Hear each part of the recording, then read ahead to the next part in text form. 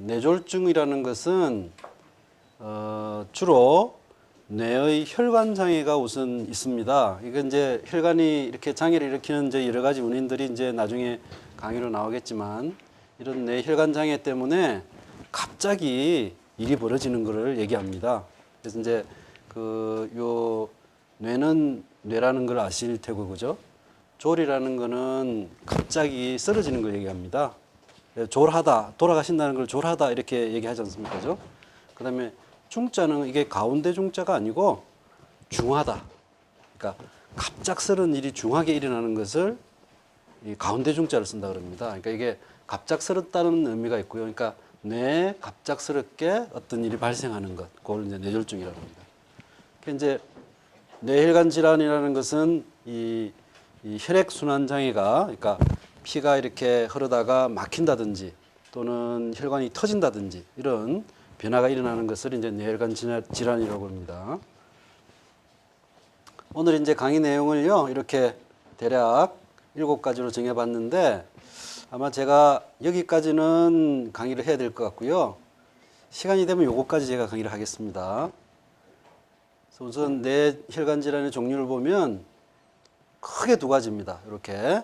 하나는 혈관이 막히는 병, 하나는 혈관이 터지는 병, 2가지가 있고요. 혈관이 막히는 병은 뭐 요런 병들이 있습니다. 그다음에 혈관이 터지는 것은 이제 전체적으로 저희가 뇌출혈이라고 그러거든요. 뇌출혈 중에 이제 요런 병들이 있습니다. 그다음에 이제 위험인자를 보면은요, 뭐 하나부터 10가지가 사실은 고혈압이라고 해도 될 정도로 위험인자 중에서 제일 중요한 인자가 바로 고혈압입니다. 그 다음에 이제 심장질환이라든지 당뇨병, 흡연, 일과성내 허혈 발작이라든지 기타 이런, 이것도 이제 심장질환에 해당되겠죠, 그죠? 그 다음에 술을 많이 드신다든지 또 그 피 속에 단백질이나 또는 지방이 많은 이런 것들이 모두 위험인자가 됩니다. 그래서 대개 보면 뇌졸중은 고혈압이 있고 그 다음에 이런 것들이 거의 다 동반되는 그런 상황 때문에 뇌졸중이 일어나는 경우가 많습니다. 그래서 보면 고혈압은 대개 위쪽 혈압, 이건 이제 심장이 수축할 때 나타나는 혈압인데요. 위쪽 혈압이 140 이상, 아래쪽, 그 다음에 요거는 그 심장이 이완할 때, 심장이 이렇게 늘어날 때 있는 혈압인데 140에 90 이상 둘 중 하나라도 해당이 되면 고혈압이라는 겁니다. 고혈압이 있으면 뇌졸중은 4배 정도 증가가 됩니다. 정상인 사람보다 4배 이상 위험도가 높다는 거죠. 그 다음에 이런 그 고혈압이 비록 있더라도 혈압약을 드실 때는 뇌졸중이 32% 감소하고 그 다음에 사망률도 40% 이상 감소합니다. 그러니까 외래 그 환자분들이 오셔가지고 혈압이 높습니다 그러면은 혈압약 안 드시려고 그래요. 왜 안 드시려냐 그러면은 평생 약 먹어야 되니까. 근데 이런 위험성을 아시면은 당장 약을 드셔야 되겠죠, 그죠? 그래서 그 혈압이 있을 때는 의사분들하고 잘 상의해가지고 약을 드셔야 됩니다. 그 다음에 이제 심장질환이 있을 때요. 심장질환은 주로 이제 제일 많은 경우가 이겁니다. 심방세동. 대개 이 심장은 그 1분에 한 80회 정도 왔다 갔다 정도 뛰는 게 정상입니다. 그런데 그거보다 훨씬 빨리 뛰는 거예요. 훨씬 빨리 뛰기 때문에 그 혈액순환이 잘 안 되거든요. 그래서 이런 경우에는 뇌질환이 5배 이상 증가한답니다. 오히려 어찌 보면은 고혈압보다 더 많은 위험성이 있죠. 그렇지만은 고혈압은 굉장히 많은 병이고요. 심방세동은 그렇게 많지는 않습니다. 그렇지만은 굉장히 위험한 병이다. 그 다음에 관상동맥질환. 관상동맥이 뭐냐면은 그 심장에 가는 혈관을 관상동맥이라고 합니다. 이곳에 그 병이 있으면은 뇌졸중이 2배 증가한다. 물론 관상동맥 질환이 있으면은 그 자체로도 굉장히 위험하겠죠, 그죠? 심장이 잘 그 영양분을 잘 그 먹지 못하기 때문에 문제가 될 수 있습니다. 이런 것들이 좀 더 심해지면 이렇게 되겠죠, 그죠? 그러면 또 역시 마찬가지로 뇌질환이 많이 증가할 수 있고 이런 병들도 마찬가지입니다. 그래서 심장질환이 있으면은 굉장히 좋지 않다 하는 거고, 당뇨, 대개 당뇨가 한 10년 정도 되면 혈압이 올라간답니다. 고혈압이 생긴답니다. 그러니까 혈압이 없던 사람들도 당뇨가 오래되면 혈압을 굉장히 조심하셔야 돼요. 그런데 당뇨만으로도 이렇게 뇌질환이 많이 증가하는 걸 알 수 있고요. 흡연, 이거는 뭐 혈압에 뭐 절대적으로 좋지 않습니다. 그래서 담배를 끊으셔야 되고요.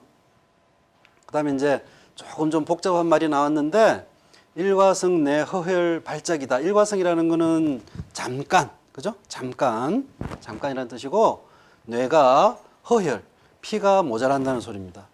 잠깐 동안 피가 모자랐다. 그러니까 이게 발작적으로 나타난 거예요. 갑자기 뇌 피가 순간적으로 잠시 안 간 겁니다. 사람이 갑자기 의식을 잃고 쓰러졌다가 금방 깨는 경우 있죠? 요게 해당됩니다. 요게 해당되는데 이게 한 1에서 15% 정도는 다시 이게 옵니다. 다시 오는데 어떻게 오냐 하면은 뇌졸중으로 올 가능성이 많다. 그러니까 만약에 이런 일이 있었다 하면 아까 얘기했던 고혈압이라든지 당뇨라든지 이런 위험 인자들을 살펴보고 만약에 그런 게 조금이라도 있다 그러면은 뇌졸중이 다시 올 가능성이 많기 때문에 치료를 시작해야 된다 하는 얘기입니다. 요거는.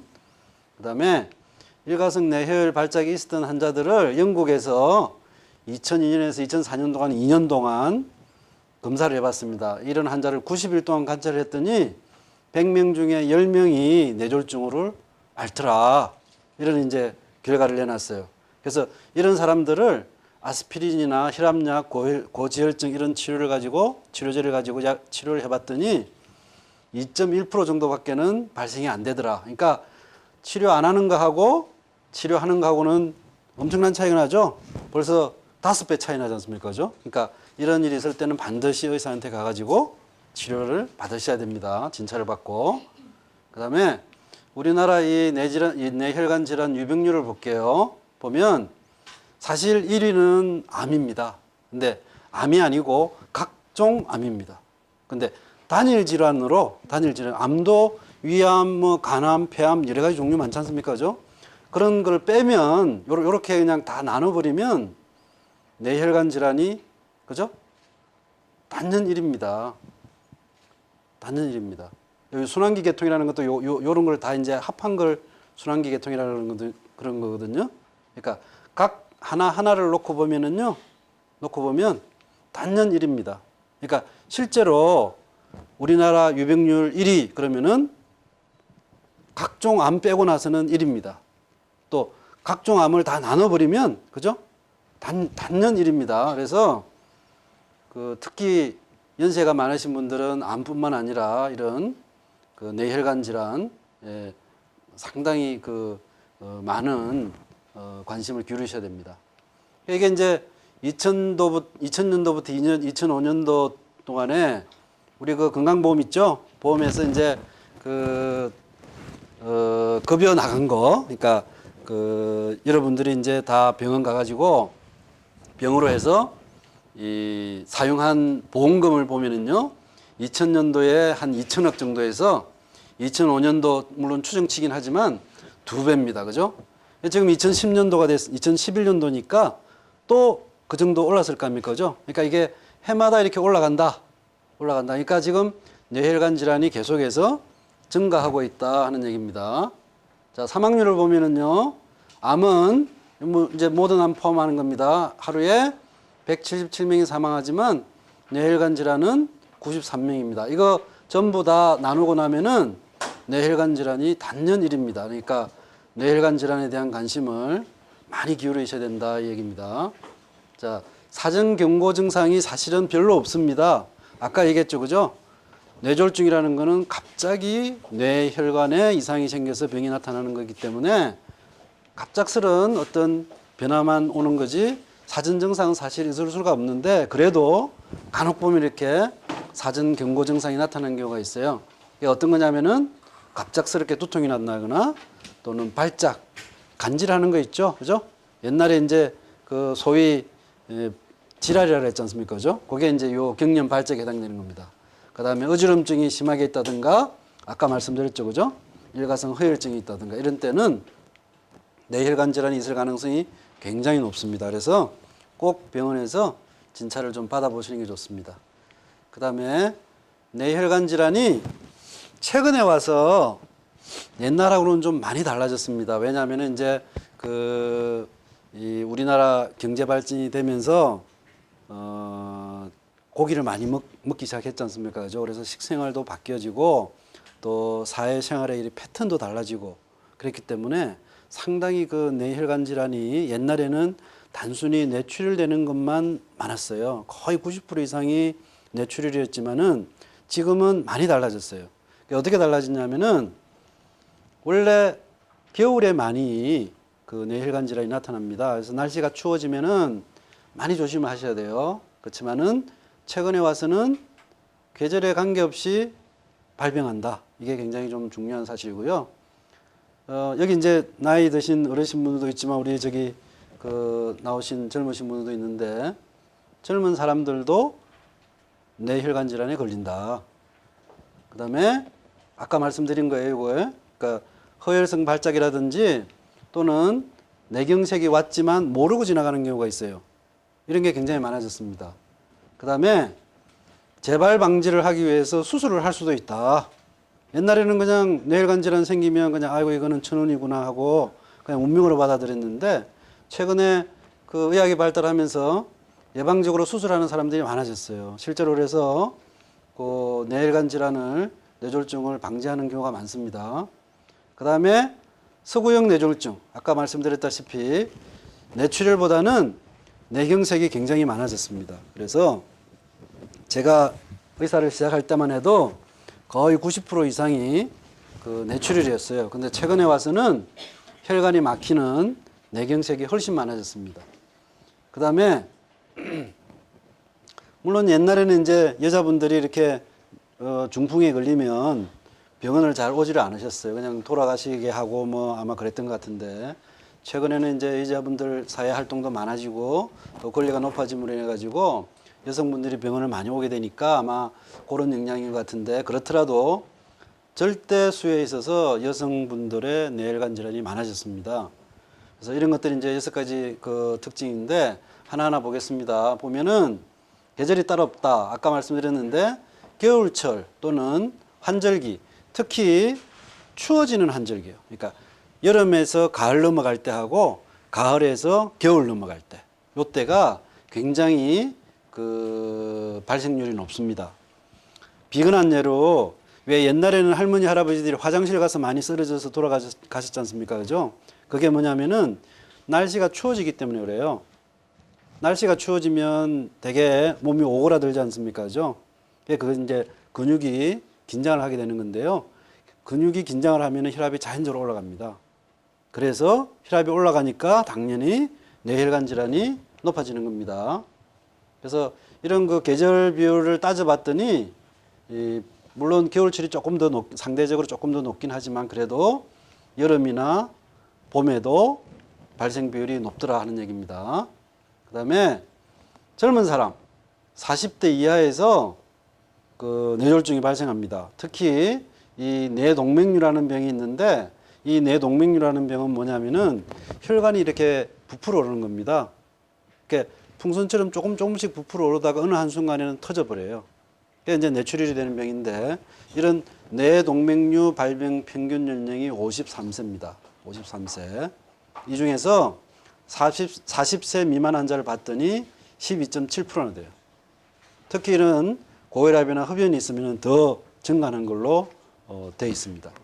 그 다음에 고혈압성 뇌출혈이 증가해요. 왜냐하면 아까도 말씀드렸지만은 우리 그 식단이 이미 서구형으로 완전히 바뀌었지 않습니까? 그죠? 고기를 많이 먹기 때문에 실제로는 어르신 분들하고요. 지금 30대 중반쯤 되는 사람들의 혈관 나이, 그러니까 몸에 있는 동맥이라든지 이런 혈관들의 나이는 비슷하다고 보셔도 됩니다. 왜냐하면 저희가 그 경제 개발을 이루고 나서 고기를 먹기 시작한 나이가 대개 1980년대 초입니다. 그러니까 1980년대 초에 태어난 애들하고 저희들하고 혈관 나이는 물론 조금 더 늙었겠죠. 그죠? 그렇지만 고기를 먹은 나이는 비슷합니다. 그래서 혈관만 따지고 보면은요, 어쩌면은 어르신들이 더 건강하실 수도 있어요. 왜냐하면은 그 전에 채식을 많이 하셨기 때문에. 그래서 이런 걸 보면은 고혈압성 뇌출혈이 증가되는 이유가 나이가 들어서 옛날에는 나이가 들면 고혈압이 생긴다 그랬는데 요즘은 그렇지가 않습니다. 나중에 제가 그 증거를 보여드릴게요. 그 다음에 뇌혈관 기형이 있는데 이런 뇌동정맥 기형이라든지 모야병 이것도 역시 마찬가지로 일종의 뇌혈관 기형입니다. 이런 것들이 옛날보다는 훨씬 많이 증가하고 있어요. 그래서 젊은 사람들이라도 뇌출이라든지 또는 뇌경색이 많이 걸리고 있습니다. 자, 이거 보시면은요.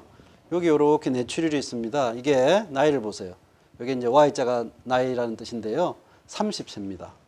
저한테 입원했던 환자예요. 30세 된 남자 환자인데 뇌출혈이 생겼어요. 이 환자는 물론 좀 약간 비만이고 또 특별히 직업이 없어서 그냥 집에서 놀고 먹는 친구였는데 굉장히 좀 그 불규칙한 생활을 했던 사람이에요. 그래서 뇌출혈이 됐는데 다행히 양이 많지 않아서 수술까지는 하지 않았습니다. 또 양이 적었기 때문에 처음에는 이게 오른쪽 뇌거든요. 그래서 왼쪽 팔다리에 마비가 왔지만은 양이 많지 않고 잘 흡수가 돼서 정상적으로 완전히 회복은 됐어요. 그렇지만 이 환자는 언젠가는 또 뇌출혈이 될 겁니다. 그래서 지금은 이 사람이 개가천선을 해서 일도 열심히 하고 운동도 열심히 하고 병원에 열심히 약도 타러 그럽니다. 그래서 지금 나이가 30이기 때문에요. 상당히 이 환자는 그 평생을 조심하면서 사셔야 돼요. 자, 또 이 환자는 31살 여자입니다. 여기 보시면 이렇게 뇌출혈이 있어서 이 환자는 수술을 2번 했습니다. 이게 지금 여기는 소뇌인데요. 소뇌에 이렇게 출혈이 많았기 때문에 의식이 완전히 없는 상태로 응급실로 실려왔어요. 그래서 응급으로 이 뇌출혈을 다 빼는 수술을 하고 그 다음에 나이가 젊었기 때문에 아무래도 조금 좀 이상하다 싶어서 혈관 검사를 했더니 뇌혈관 기형이 있었어요. 그래서 다행히 혈관 기형도 모두 다 없앴기 때문에 이 환자는 비록 요 출혈 때문에 약간 좀 팔다리 마비도 있고 또 이 표현하는데 말도 약간 좀 문제가 있어요. 그렇지만 그래도 상당히 많이 좋아져서 지금 사회생활을 하고 있습니다. 자, 그 다음에 이건 뭐냐면은 뇌에 있는 혈관입니다. 요게 지금 정상적인 혈관을 보여주고 있는 거고요. 여기에 비하면은 뭔가 좀 이상하죠? 여기 굉장히 이상한데 뭐냐면은 9살 된 남자아이가 뇌졸중으로 들어왔어요. 뇌경색이 돼서 들어왔어요. 그래서 대개 이런 나이가 어린 때 이렇게 뇌졸중이 있으면 이렇게 혈관에 이상이 옵니다. 그래서 이 환자를 지금 수술을 해가지고 바깥쪽에 있는 혈관을 뇌 쪽으로 심어준 거예요. 그래서 보시면은 이렇게 혈관이 자라서 들어가는 걸 볼 수가 있죠. 그래서 이 아이는 지금 13살 됐습니다. 이제 중학교 들어갔는데요. 잘 다니고 있습니다. 이때는 뭐 팔다리 마비가 와가지고 계속 애기가 지 맘대로 움직이질 못하니까 울고 짜고 그랬는데 지금은 아주 건강하게 잘 다니고 있어요. 그래서 이런 나이가 어린 사람들도 뇌졸중에서 자유롭지 못하다 하는 걸 이제 제가 보여드렸고요. 그 다음에 여성분들 보시면은요, 아까 말씀드렸던 뇌동맥류 비율을 보면 오히려 여자분들이 많습니다. 그죠? 훨씬 더 많죠. 그죠? 그 다음에 통계청에 있는 자료입니다. 이거는 뭐 거짓말 할 수 없는 거니까요. 뇌혈관 질환 사망률을 보니까 여자분들이 더 높죠. 그래서 여기 지금 우리 여자분들이 많이 오셨는데요. 예, 요거 보시면 조금 더 좀 조심을 하셔야 될 것 같아요.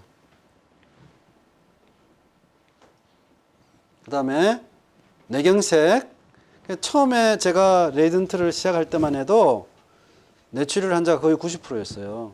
뇌경색 환자는 뭐 10% 정도 거의 없었는데 지금 이게 한 20, 30년 만에 완전히 역전이 됐습니다. 지금 뇌경색이 70에서 80%입니다. 근데 이제 뇌출혈은 사실 예방할 수 있는 방법이 혈압을 조절하는 것 외에는 따로 방법이 없어요. 그렇지만 뇌졸중 중에서 뇌경색은 예방할 수 있는 방법이 있습니다. 그래서 오늘 이제 그 내용도 같이 이제 제가 말씀을 드릴 텐데요. 자, 이게 지금 우리나라에서 외국도 마찬가지입니다. 외국도 지금 70에서 80% 정도가 내경색이고요. 한 20, 30%가 뇌출혈입니다. 그러니까 지금 우리나라는 완전히 병만 따지고 보면 서구형으로 완전히 변했습니다. 그래서 이게 급증하고 있는 이유는 아까 말씀드린 대로 고기를 먹어서 그렇습니다. 저희 나라가 고기를 먹기 시작한 게 1980년대 초라 그랬죠. 그죠? 제가 그 외국에 연수를 가 있을 때 그 이제 아무래도 저는 의사니까 그런 건강에 대한 얘기를 이제 다른 나라에 있는 의사들하고 많이 한 적이 있는데 그때 하는 얘기가 뭐냐면은 왜 너희들은 그렇게 좋은 그러니까 그때 당시에 우리나라 제가 갔을 때 당시에 우리나라에서 웰빙 바람이 막 불고 있었어요. 그래서 너희들은 정말로 웰빙 음식을 가지고 있으면서 왜 서구식으로 음식을 먹으려고 하느냐 그런 얘기를 참 많이 들었어요. 그래서 사실은 우리가 전통적으로 가지고 있는 식단이 물론 이제 여자분들은 준비하기가 까다롭고 뭐 손이 많이 가야 되고 이러니까 귀찮기도 하겠지만 실제로는 우리나라의 그 건강을 굉장히 많이 그 지탱해 준 보루입니다. 그래서 가능하면은 고기를 줄이고 다시 옛날 우리 식단으로 돌아가야 되지 않을까 싶습니다. 자, 이제 아까 말씀드렸죠, 그죠? 수술을 할 수 있다. 수술을 할 수 있다. 물론 이제 이게 모든 뇌졸중에 해당되는 얘기는 아닙니다. 보면은 아까 뇌동맥류가 있다 그랬죠, 그죠? 혈관이 부푸는 병이라 그랬는데 혈관 부푸는 것을 꿰매버리는 겁니다. 그럼 터지지 않겠죠, 그죠? 그래서 미리 알아내 가지고 수술을 해줘 버리는 겁니다. 그래서 이게 이제 이게 출혈이 되면 이런 출혈이 돼요. 뇌지주막하 출혈은 출혈이 되는데 이 병이 굉장히 까다롭고 위험하고 낫더라도 상당히 좀 장애를 많이 갖고 낳는 그런 병이 될 수도 있어요. 그리고 또 실제로는 이런 다른 병보다는 사망률이 훨씬 높습니다. 그래서 우리가 만약에 이 뇌동맥류를 미리 발견해낼 수 있으면은 미리 수술해버려 가지고 이런 위험성을 없애주는 거예요. 그 다음에 뇌혈관 경질저술 이것도 마찬가지입니다. 이제 최근에는 그 MRI가 많이 발달이 되어 있고 하기 때문에 이런 병들을 출혈이 되지 않고서도 발견할 수 있는 방법들이 많이 개발이 됐어요. 그래서 미리 알기만 하면 수술을 해서 출혈을 방지할 수 있다. 그 다음에 뇌혈관 협착이 오면 이것은 이 허혈에 의한 뇌경색이 오거든요. 그래서 이런 뇌혈관 협착도 미리 알아내 가지고 혈관을 이렇게 넓혀주는 수술을 하게 됩니다. 아까 이제 9세 남자의 그 얘기 했었죠, 그죠? 그 병 이름이 이제 모야모야 병입니다. 이 모야모야 병은 대개 아이들이 이렇게 뛰어놀거나 그러니까 활동이 많아질 때 그런 때 잘 생기거든요. 그래서 이제 이것도 마찬가지. 미리 알면 이렇게 수술을 해주면 좋지만 좀 늦더라도 아이들은 이게 그 회복력이 굉장히 빠르기 때문에 수술을 해주면 굉장히 좋아집니다. 그래서 이런 그 혈관들에 대한 수술 방법들이 많이 개발이 됐기 때문에요. 미리 좀 알면 예방을 할 수 있다 하는 얘기고, 그 다음에 무증상 뇌경색. 이제 그 아까 일가성 뇌회혈도 제가 말씀드렸지만 강조를 했지만 오늘 사실은 요거를 좀 제가 강조를 드리고 싶어요. 왜냐하면 이 뇌경색이 왔는데 증상이 없이 넘어간 경우가 있습니다. 굉장히 신기할 것 같이 생각되시겠지만은요, 우리 뇌는 한 기껏해야 10% 정도밖에 못 씁니다. 우리가 아무리 뇌를 열심히 갈고 닦아도 10% 정도밖에 못 쓰는 거예요. 나머지 90%는 뭘 하는 데인지도 사실 잘 모르고 또 실제로 그 부위에 문제가 생겨도 특별한 증상이 없습니다. 그러니까 만약에 뇌경색이 왔는데 그런 부위에 뇌경색이 왔다. 그러면 아무렇지도 않고 지나갈 수 있겠죠. 그죠? 아마도 잠시 감기 앓은 것처럼 머리가 좀 아프고 말 거예요. 아마 그 정도는 있었지 않나 싶어요. 근데 증상이 없이 지나갔기 때문에 그러면 그것으로 끝이냐? 그게 아니다 이거죠. 뇌 동맥의 또는 뇌혈관의 질환은 반드시 재발한다는 특징을 가지고 있어요. 그래서 아까 일가성 뇌허혈 발작 그것도 사실 그거는 뇌 증상이 나타나는 게 아닙니다. 피가 불과 한 뭐 1에서 한 2, 3초 정도 가지 않은 것 뿐이기 때문에 뇌에 아무런 손상이 나타나질 않아요. 그렇지만 이거는 뇌 손상은 있지만 증상이 안 나타난 거예요. 그러니까 그 강도를 따져보면 그 일가성 뇌혈 발작이 조금 더 경한 거고요. 이게 조금 더 중한 겁니다. 그 다음에 이제 좀 더 중한 거는 증상이 나타난 거겠죠. 그죠? 그래서 이런 경우에 우연히 예를 들어서 내가 교통사고를 당했단 말이죠. 교통사고를 당해가지고 머리 CT를 하게 됐는데 이게 발견이 됐다. 그런 겁니다. 이게. 그러지 않고 예를 들어서 뭐 요새 보니까 그 자녀분들이 아버님이나 어머님 건강검진 해드린다고요. 그러니까 효도한다고 건강검진을 해드리는데 뇌혈관 질환이 제일 무서우니까 MRI를 좀 해드리고 싶습니다 해서 오시는 분들이 꽤 있어요. 가끔 보면 이런 분들이 있습니다. 그래서 이런 분들은요, 다른 병이 꼭 있습니다. 그래서 이런 것들을 찾아내가지고 그 원인을 없애줘야지 다시 안 옵니다. 만약에 운 나쁘게 이게 증상이 나타나는 부위에 가서 뇌졸중이 또 왔다.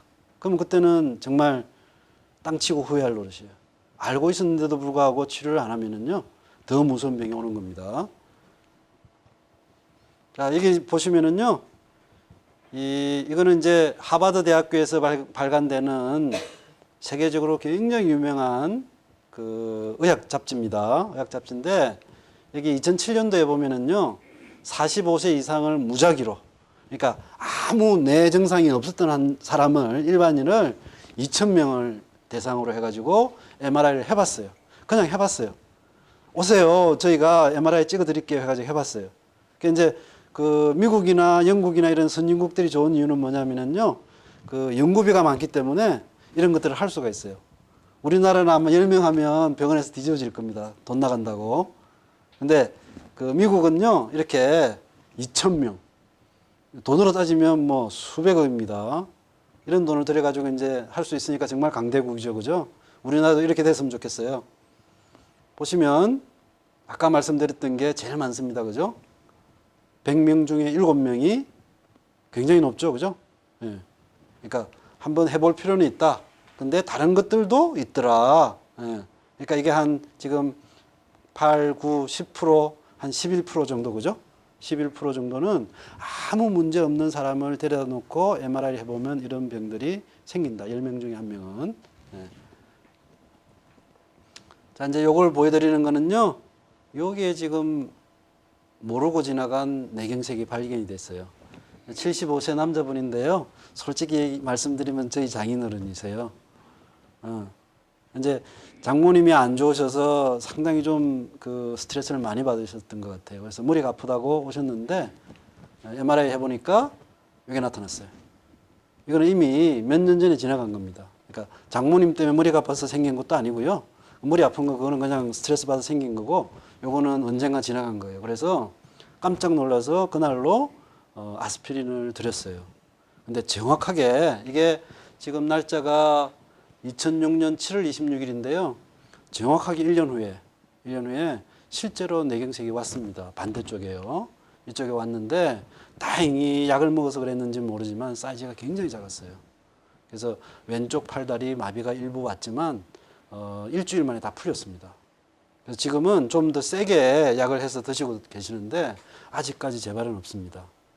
그래서 상당히 좀 다행이었는데요.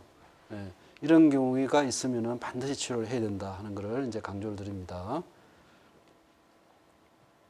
자, 이제 응급조치. 그러니까 옆에 뭐 예를 들어서 부부끼리 이렇게 밤에 주무시다가 자는데 보니까 숨소리가 좀 좋지 않다. 되게 그래서 많이 오시더라고요.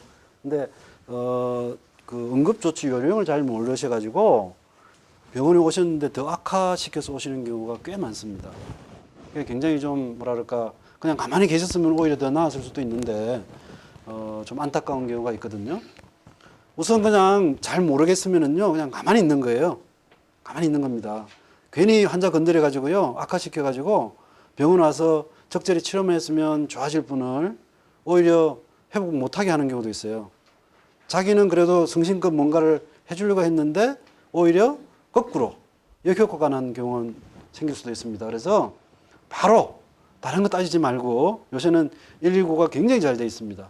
아마 그 제가 잘은 모르지만 규정에 5분 내로 출동하라고 돼 있는 것 같더라고요. 그래서 119 신고만 하면은요, 한 5분에서 10분 내로 분명히 올 겁니다. 그러면 그 119 소방대원들이 모두 다 그 응급구조사 자격증 같은 걸 가지고 있어요. 그래서 금방 조치가 됩니다. 그렇지만 만약에 그래도 뭔가를 좀 해줘야 되겠다 그러면은 환자분을 편안하게 눕힌다. 되게 똑바로 이제 눕히는 경우가 많은데 여기도 지금 똑바로 눕히라고 돼 있는데요. 이게 이제 물론 이제 요거는 그 우리 그 대한의학회 소속 산하 기관에서 이 권장하는 내용입니다만은 제 생각에는 환자를 약간 옆으로 눕히고 비스듬하게 만약에 토할 수 있거든요. 토하면 기도가 막히기 때문에 토물이 그대로 그냥 바깥으로 나올 수 있게 똑바로 놓으면 바로 기도로 들어가거든요. 그러니까는 옆으로 해서 약간 좀 앞으로 숙인 상태로 환자를 편안하게 눕혀주는 게 좋을 것 같다. 두 번째는 숨을 잘 쉬게 해드려야 되거든요. 그러니까 고개를 약간 좀 뒤로 젖힌 상태로 입을 벌리게. 그래서 만약에 침 같은 거라든지 아까 말씀드린 그 구토물이 있다 그러면 흘러나올 수 있도록, 그리고 입안에 뭔가 있다 그러면은 가능하면 손을 넣어서 빼주는 게 좋습니다. 그러지 않으면 그냥 아까 말씀드린 대로 가만히 계시는 게 좋고요. 예. 그래서 넥타이 벨트처럼 이렇게 몸을 재는 것들을 풀어주고, 그 다음에 또 한 가지는 창문을 열어가지고 환기를 시켜주는 거예요. 그래서 신선한 공기를 맞을 수 있게 그렇게 해주는 게 좋습니다. 그 다음에 의식을 깨우려고 왜 저희가 뭐 이렇게 물도 먹이고 그죠? 우황청심은 다 우황청심은 먹이시죠? 예, 우황청심은이 기도로 들어가서 막혀져 가지고요 돌아가신 분도 있어요. 그러니까는 절대로 드시게 하면 안 됩니다. 우황청심환이라도. 우황청심환 먹고 좋아졌다 그러는데요, 저는 절대 그거 안 믿습니다. 우황청심환 때문에 살아난 게 아니라 본인이 살아나려고 해서 살아나신 거예요. 그래서 의사의 지시가 있기 전까지는 절대로 물 드시면 안 됩니다. 그 다음에 손가락 바늘로 이렇게 뜨는 거 있죠? 네, 그것도 안 좋습니다. 왜냐하면은 아프게 하면 혈압이 올라가요. 뇌출혈이나 뇌경색이 됐는데 왜 왔죠? 고혈압이라고 그랬죠, 그죠? 아까 제일 첫 번째는 고혈압입니다. 무조건 고혈압입니다. 그러니까 혈압을 올리게 하는 짓은 반역죄예요, 그죠? 환자를 도로 죽이게 만드는 일이에요. 그러니까 침으로 찌르는 것도 안 됩니다.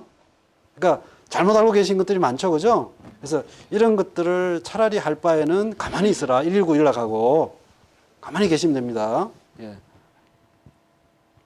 자, 이제 치료는 뭐 여기 얘기 막 노란색으로 제가 강조를 해놨는데요. 시간과의 싸움이다. 되게 여기는 이제 3시간이라고 해놨는데요. 3시간도 조금 좀 늦은 것 같아요. 2시간 내에는 병원에 오셔가지고요 치료를 시작하는 게 좋습니다. 그러니까 대개 보면 가까운 곳에 병원이 있지 않습니까, 그죠? 그리고 119를 부르면 정말 좋은 게 어느 병원에 중환자를 빨리 다뤄줄 수 있는지를 알고 있어요, 그분들이요. 지금 우리나라가 상당히 이제 선진국에 진입하고 있는 증거가 뭐냐면은 이런 그 응급 체계를 서로 공유를 합니다. 낮에는 의사들이 모두 다 근무를 하기 때문에 어느 병원을 가도 다 의사가 있기 때문에 별로 문제가 없지만 밤중에는 그런 게 잘 안 되잖아요, 그죠? 그러니까 그 응급 그 센터끼리 서로 연계가 돼가지고 어느 지역의 어느 병원에는 지금 현재 환자가 가도 언제든지 치료를 할 수 있다 하는 그런 정보 시스템이 갖춰져 있어요. 그래서 특히 더 119를 연락하라는 겁니다. 이게 시간과의 싸움이기 때문에 예를 들어서 막 가족 중에 누가 쓰러졌단 말이죠, 그죠? 그래서 내가 강남성심병원이 가까우니 강남성심병원을 가겠다 해서 택시 불러서 갔는데 지금 우리 뭐 중환자실도 없고 수술방도 다 차 있고 안 됩니다. 그러면 이제 환자 데리고 또 어디로 가야 됩니까, 그죠? 보라매병원이나 구로성심병원이나 중앙대학교병원이나 뭐 이대목동병원이나 왔다 갔다 하다 보면은요 그냥 하루 지나갑니다. 뭐 환자는 그냥 길에서 돌아가시는 거예요. 그러니까 가능한 한 119를 불러가지고 시간과의 싸움에서 우선 이기셔야 돼요. 그 다음에 목표는 뭐냐면은요 이미 손상된 뇌는 돌이킬 수가 없어요. 이제 물론 나이가 젊거나 또는 출혈량이 적거나 또는 뇌경색 범위가 좁아서 상당히 상태가 양호한 상태로 해서, 물론 양호한 게 아니겠죠. 저 병이 있으니까. 그래서 그렇지만 상대적으로 조금 더 좋은 조건에서 병원을 가면 많이 좋아지실 수 있어요. 좋아질 수 있지만 이미 손상된 뇌는 되돌릴 수가 없거든요. 그렇기 때문에 추가적으로 뇌 손상 오는 거는 방지를 시켜줘야 돼요. 추가적인 뇌 손상이 뭐냐면은 출혈이나 뇌경색이 되면 주위에 뇌가 붓습니다. 이런데 피멍 들면 붓잖아요. 그죠? 뇌도 똑같습니다. 피가 나면은요, 주위가 붓거든요. 그 붓는 부위는 추가 뇌 손상이 오는 부위입니다. 요거를 줄여줘야 돼요. 그러니까 아까 제가 말씀드린 대로 3시간도 조금 길다는 뜻이 뭐냐면은 2시간 내라도 약이 들어가면 이런 추가 뇌 손상이 조금이라도 방지를 할 수가 있는 거예요. 그래서 빨리 병원에 가야 됩니다.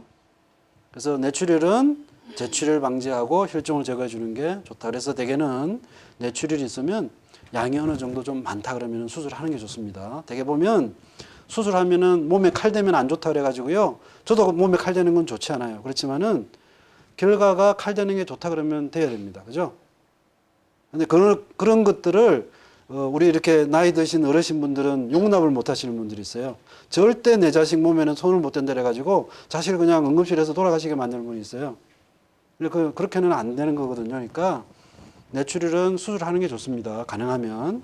그다음에 뇌경색은요, 수술하는 병이 아닙니다. 수술하는 경우는 몇 가지 정해져 있어요. 이거는 약으로 해야 됩니다. 약으로. 재관류 치료 수술이라는 게 있는데 약으로 하는 거예요. 이거는. 그래서 뇌경색을 와가지고 다짜고짜로 왜 수술 안 되냐고 하시는 분들도 있는데요. 뇌경색은 약으로 해야 되는 치료입니다. 그다음에 제가 이거 말씀드리고 싶은데요. 이 지방 거주가 아니라 이제 서울도 마찬가지입니다. 무작정 현대나 삼성병원을 가겠다는 거예요. 응급실 오셔가지고 CT를 했더니 뇌출혈이 있어요. 빨리 수술해야지 나을 수가 있는데 아까 말씀드렸죠. 그죠? 시기를 놓치면 안 되는데 삼성병원 가겠다는 거예요. 그러면 여기서 삼성병원을 앰뷸런스 타고 가더라도 밤중에 물론 빨리 갈 수 있겠지만 가더라도 3, 40분 이상 걸리는데 그 시기가 정말 황금 같은 시기인데 그걸 놓치겠다는 얘기거든요. 그런 분들이 있습니다. 자, 그 다음에 입원해서 퇴원했다고 해서 치료가 끝난 병이 아니에요. 그죠? 원인 되는 병은 다 남아있죠? 고혈압, 뭐, 심장질환, 뭐, 그 다음에 그 고지혈증, 뭐, 여러 가지 다 남아있습니다. 그죠? 그거 치료 안 하면 또 재발합니다. 그러니까 반드시 퇴원 후에 치료를 계속 받으셔야 돼요. 계속 잘 받더라도 재발할 수 있는 병입니다. 그렇기 때문에 상당히 그 신경을 써가면서 치료를 받으셔야 돼요. 그리고 또 오늘 제가 이렇게 와서 강의하는 이유도 뭐냐면요. 뇌졸중에 대해서 많이 아셔야 재발하는 것도 많이 떨어뜨릴 수 있어요. 저희 장인어른도 사실은 제가 의사긴 하지만 전혀 무관심했거든요. 처갓집이라서 무관심한 게 아니고 좀 떨어져 계셔가지고요. 그랬는데 우연한 게 알았기 때문에 미리 약을 드셨고 약을 드셨기 때문에 저는 지금도 그걸 굳게 믿습니다. 약을 드셨기 때문에 정말 전격적으로 오지 않고 멀쩡하게 지금 살아 계세요. 등산도 다니세요. 그래서 그렇기 때문에 꼭 퇴원 후에 치료를 하셔야 된다. 그래서 약물 치료 이런 거 하셔야 되고요. 만약에 마비가 있다 그러면은 지속적으로 평생 이제 그 어르신들한테 평생 그러면은 아이고 이제 나 다 살았다 이러시더라고요. 근데 요거 하셔야 되거든요. 하시면 훨씬 부드럽게 사실 수 있는데 걱정부터 하세요. 아이고 나 이제 다 살았다 이러시면서. 그러니까 이런 치료가 꼭 내가 뭐 어떻게 돌아가시기 때문에 이걸 하시라는 게 아니라 더 좋은 삶을 위해서 하시라는 겁니다. 아, 제가 생각난 게 또 하나 있는데요. 저는 이제 외래 제 환자분들하고는 사실 좀 오래 다니면 사실 사람이 이렇게 서로 오래 마주 보면 좀 약간 격의가 없어지지 않습니까? 그죠? 그럼 이제 할머님이나 할아버님들 오시면은요. 그 얘기 말씀 꼭 드리거든요. 만약에 또 재발하셔가지고 그냥 돌아가시면 다행입니다. 제가 이거 막말인데 돌아가십시오. 근데 절대 안 돌아가십니다. 만약에 식물인간으로 계속 사셔보세요. 그러면 어떻겠습니까? 그러면은 수긍하시더라고요. 네, 수긍하시더라고요. 그러니까 병원에 와서 치료를 받으셔야 되는 이유가 정말 고생 않고 편안하게 사시다가 돌아가실 수 있도록 하시는 게 그게 목적입니다. 그러니까 꼭 병원 가셔야 되고요. 그 다음에 예방 생활 수칙을 보면은요, 우리나라는 근본적으로 김치가 있기 때문에요.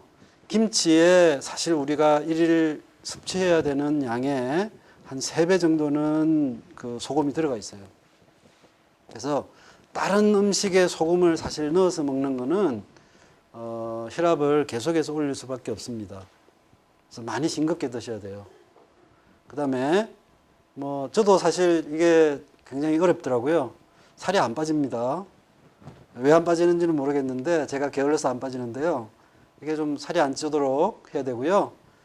운동, 요것도 제가 환자분들한테는 왜 운동하냐고 막 혼을 내면서 사실 저도 운동을 못 하거든요. 그래서 그렇지만 하여간 굉장히 노력은 많이 합니다. 그래서 운동을 하시고요. 담배는 끊고 술은 담배는 그래도 끊으시는 것 같더라고요. 술은 못 끊겠다는 분들이 꽤 있고요. 그래도 담배는 옆에서 자꾸 잔소리를 하니까 되는데 술은 자꾸 숨어서 드시니까 안 되는 것 같아요. 그래서 어떤 분들은 저한테 오셔가지고요.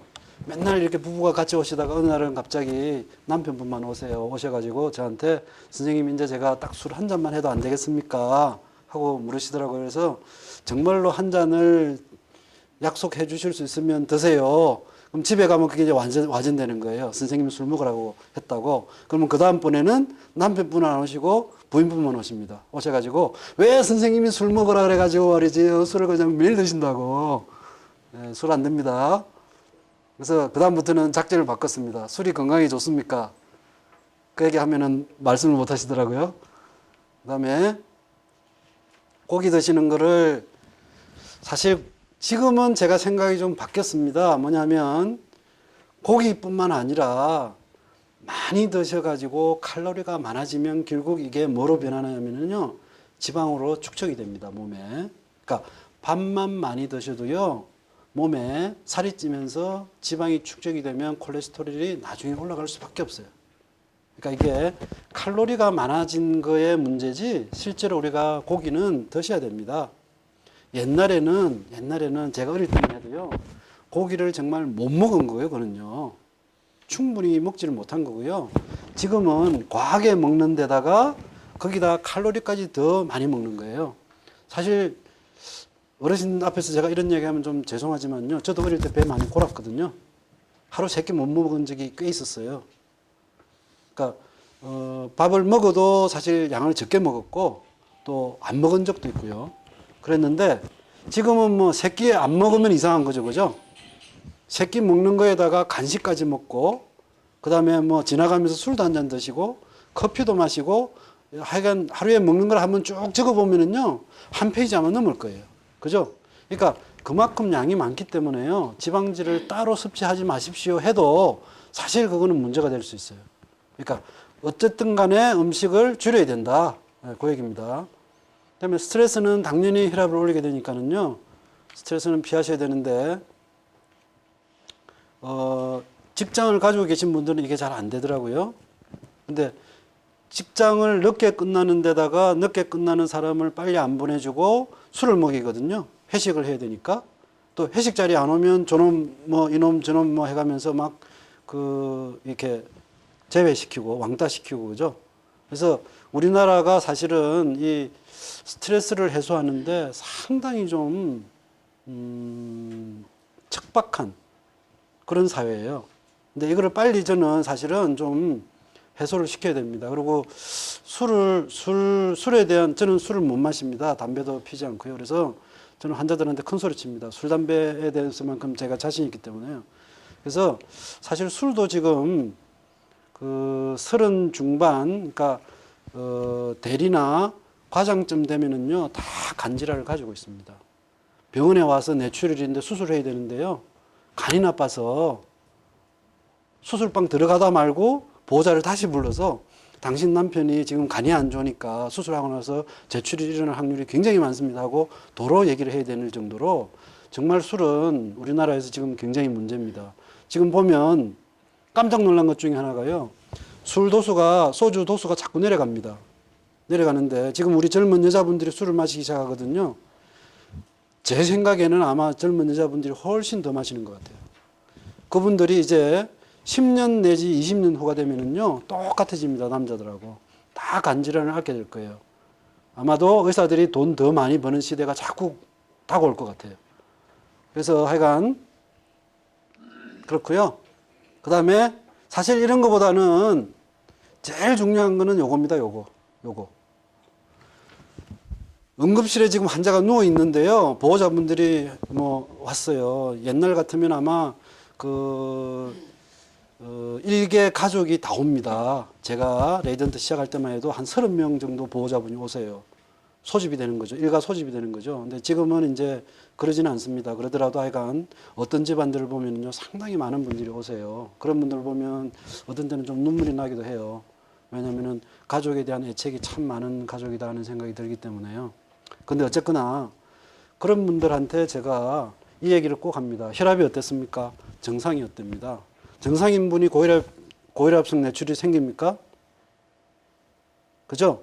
그러면 마지막으로 혈압 언제 재봤을 것 같습니까? 하고 물으면 아무도 답을 못해요. 10년 전에 쟀어요. 회사 입사할 때. 그죠? 그러니까 여기 계신 분들도요. 혈압은 사실 하루에 한 번씩 재십시오. 제가 알기로는 모든 구청에는 혈압계가 있는 걸로 알고 있어요. 그것도 아마 예쁜 간호사들이 친절하게 재줄 거예요. 또 어떤 그 약국에는 혈압계를 갖다 놓고 있는 데가 많습니다. 그러니까 꼭 혈압 재보세요. 혈압이 만약에 아까 말씀드린 대로 140에 90이 넘는다 그러면 약 드셔야 돼요. 50세가 넘은 사람이 140에 90이 자꾸 넘는다 그러면 그거는 약을 먹어야 됩니다. 안 먹으면 이런 꼴 당하게 되는 거예요. 자, 소금 덜 먹이면 미국에서 이미 1990년도에 이 사업을 했어요. 아까도 말씀드렸지만 미국이라는 나라가 정말 좋은 나라 중에 하나가 이런 대규모로 이런 그 실험, 그러니까 사람을 상대로 실험을 하는 거예요. 아까 그 MRI 찍은 거 있죠? 그것도 일종의 실험이에요. 이런 실험을 할 수가 있어요. 그것도 환자들한테 다 알려드리고 제가 지금 실험을 하는데 당신은 와서 MRI를 찍으실 수 있습니다. 그런데 제가 돈을 대드리고 연구비로 돈을 대드리고 MRI를 하겠습니다. 하겠습니까? MRI는 이런 안 좋은 점이 있고 이런 좋은 점이 있습니다 하고 알려드려요. 우리나라는 그런 게 잘 안 되는 것 같더라고요. 어쨌거나 했는데 15년간을 했어요. 15년간을 했어요. 우리나라는 키 크대야 6개월, 키 크대야 1년 합니다. 그죠? 15년간을 하려고 그러면 돈이 얼마나 들었겠어요. 그죠? 예산이 엄청나게 들어갔을 겁니다. 그죠? 했더니 심혈관계 질환 유병률이 25%가 증가했다. 그러니까 지금 저희가 먹고 있는 그 김치에 들어가는 소금량을 빨리 줄여야 돼요. 근데 시간이 너무 많이 가버렸네요. 할 게 아직도 많은데요. 자, 예방수칙이요. 아까 말씀드렸죠, 그죠? 첫 번째도 혈압이고, 두 번째도 혈압이고, 세 번째도 혈압이고, 나머지는 병원 오셔서 해결하시면 돼요. 그죠? 혈압만 잘 관리하시면은요, 80%는 그냥 예방하실 수 있는 거예요. 근데 이 80% 때문에 혈압을 안 재보는 거예요. 80%가 있는데도 불구하고 20% 때문에 요행을 발해가지고 안 재보는 거예요. 병원에 와서 벌써 뇌출혈이 되거나 뇌경색이 돼서 왔는데도 불구하고 혈압에 대해서 얘기를 하면은요, 혈압약을 안 먹겠다는 분들이 굉장히 많으세요. 정말 안타까운 현실인데 혈압약 드시는 거를 절대로 꺼려 해서는 안 됩니다. 내가 만약에 운동을 하고 그다음에 음식 조절을 잘하고 그렇게 해서 컨디션이 좋아져서 혈압이 떨어지면은요, 혈압약을 줄이거나 끊을 수도 있습니다. 실제로 그런 분들이 많지 않지만 아주 소수지만 있습니다. 그런 의지를 가지신 분들이 꽤 있더라고요. 그러니까 혈압 관리를 철저히 하십시오. 그래서 오늘부터 한 번씩 꼭 재보십시오. 요게 잘 안 되거든요. 추운 날씨에 외출하는 거 어쩔 수 없이 외출을 해야 되는 경우도 있고요. 또 아마 여기 계신 어르신분들은 새벽 운동 굉장히 좋아하실 거예요. 맑은 공기에, 그죠? 예. 첫 번째 물어보면 그 얘기더라고요. 맑은 공기에 운동을 해야 된다. 낮에는 운동하면 공기가 더러워져서 안 된다. 근데 아침이나 뭐 낮이나 공기가 뭐 다른 공기입니까? 대한민국에 있는 공기인데. 그죠? 새벽에 운동하면은요, 혈압을 그냥 나는 혈압을 올리겠다. 그러시는 거예요. 만약에 예를 들어서 어쩔 수 없는 경우에 외출을 하셔야 된다. 정말 겨울인데 한겨울에 너무 춥고 바람 부는 날인데 내가 외출을 해야 된다 그러면요. 완전 무장을 하고 나가셔야 돼요. 모자 쓰고 귀마개 하고 그다음에 마스크 하고 목도리 하고 옷은 두껍게 입고 장갑 두껍게 끼고 양말도 두꺼운 걸로 하시고 가능하면 부츠를 신고 그러고 나가셔야 돼요. 그러셔야지 혈압을 보존할 수 있습니다.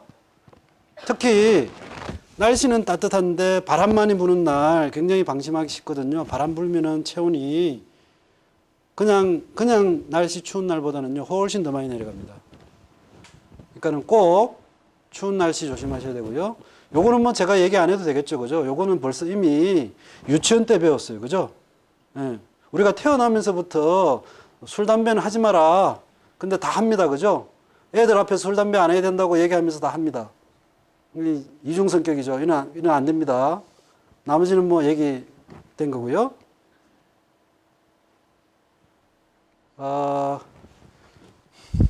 그만할까요?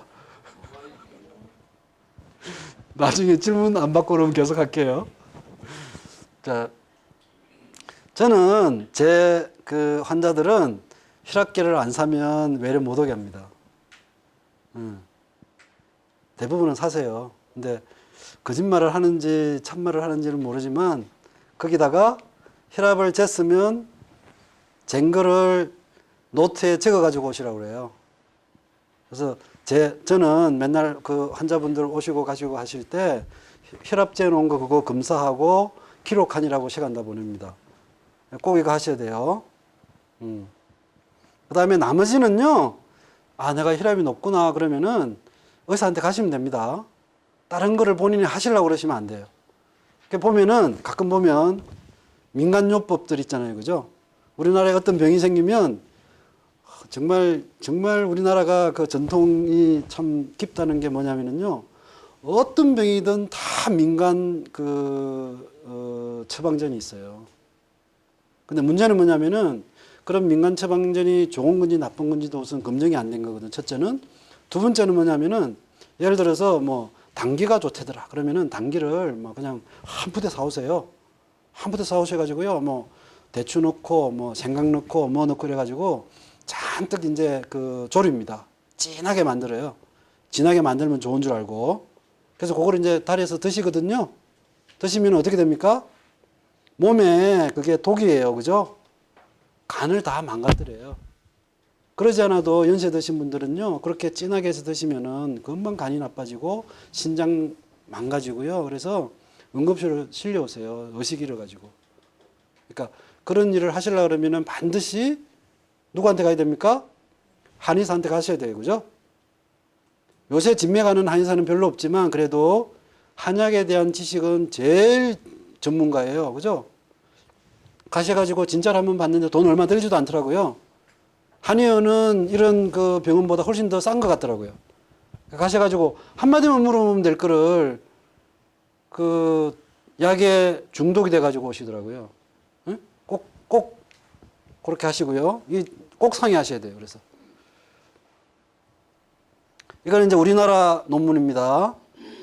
1000명을 하셔서 1000명을. 이 1000명이 가능했던 이유는요. 서울 의대이기 때문에 그렇고요. 그 다음에 고혈압이 있으신 분들을 전부 다 차트를 몇십 년간 연구를 한 거예요. 그러니까 굉장히 노력을 많이 하신 거죠. 그러니까 이게 혈압이 있으신 분인지 아닌지 모르지만 65세 이상은 무조건 혈압을 다 조사를 한 거예요. 해서 보니까 1000명 중에 687명이 치료를 받아야 되는데도 안 받고 계신 거예요. 그 얘기입니다, 이게. 무슨 얘기인지 아시겠죠? 그러면 한 300명 정도는 내가 고혈압인데 치료를 알고 치료를 받고 있는 거고요. 이분들은 모를 뿐만 아니라 치료도 안 받고 있어요. 그죠? 그러니까 너무나 무관심하다. 그 다음에 고혈압 전단계라는 게 있습니다.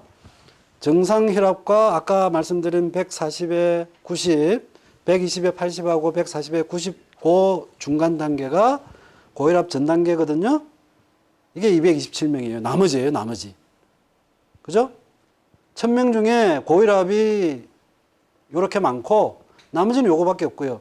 정상은 8.5%, 1000명 중에 80명이 정상이에요. 그죠? 그러니까 나이가 65세 이상이면 거의 모든 분들, 여기 지금 앉아 계신 분들이요, 거의 다 고혈압이라고 생각하시면 맞아요. 10분 중에 1명만 정상이니까요. 그죠? 예. 그러니까 거진다 혈압이 있다. 그러니까 조심하셔야 되고요. 아까 이거 말씀드렸죠. 그죠? 그 니코틴, 그러니까 담배의 주된 성분이 요거거든요. 이게 제일 많아요. 요게 혈관을 수축을 시켜버리는 거예요. 그러지 않아도 혈압이 높아가지고 혈관을 이완시켜줘도 혈압이 떨어질까 말까 한 판국에 역적을 하는 거죠. 그죠? 역적질을 하는 게 본인이 스스로. 예. 담배를 끊었더니, 그죠? 굉장히 효과가 좋죠? 약 안 먹어도요, 담배만 끊으면 이렇게 됩니다. 예. 요거는 2잔이라고 했는데요. 우리나라 사람들은 한 잔 들어가니까는 그 눈빛이 달라져요. 그러니까 그 음식점에 이제 저희도 회식을 가끔 하거든요. 음식점에 들어가기 전까지는 다들 하는 얘기가 오늘은 내 술 적게 먹을 거야. 오늘은 몇 잔 먹는 건지 봐줘. 이제 술 안 먹으니까요. 그러고 들어가거든요. 이제 앉아서 한 잔 딱 해주고 짱 하고 한 잔 딱 들어가면 눈빛이 틀려져요. 그 말을 언제 했냐는 듯이 말도 안 해요. 그러고는 그냥 코가 비틀어지도록 드시는 거예요. 그다음에 요거는 뭐 당연한 얘기고요. 이게 비만이 되면 몸에 부피가 증가하기 때문에 혈액량이 증가해서 혈압이 올라가는 겁니다. 그래서 이게 체중을 조금만 빼도요, 혈압에 미치는 영향이 굉장히 큽니다. 그래서 꾸준하게 운동을 하셔야 돼요. 체중을 유지하는 이유가 요 그러니까 체중을 유지하기 위해서 운동을 하시는 게 좋습니다. 그다음에 뇌 건강 검진을 받는다. 아까 이제 제가 말씀드렸는데 CT나 MRI 정도는 한 번씩 해보실 필요가 있습니다. 물론 돈이 좀 많이 들겠죠, 그죠? 근데 CT는 좀 가능성이 좀 떨어지고요. MRI를 하셔야 됩니다. MRI를 하셔야 되기 때문에 돈이 좀 많이 듭니다, 이게. 그다음에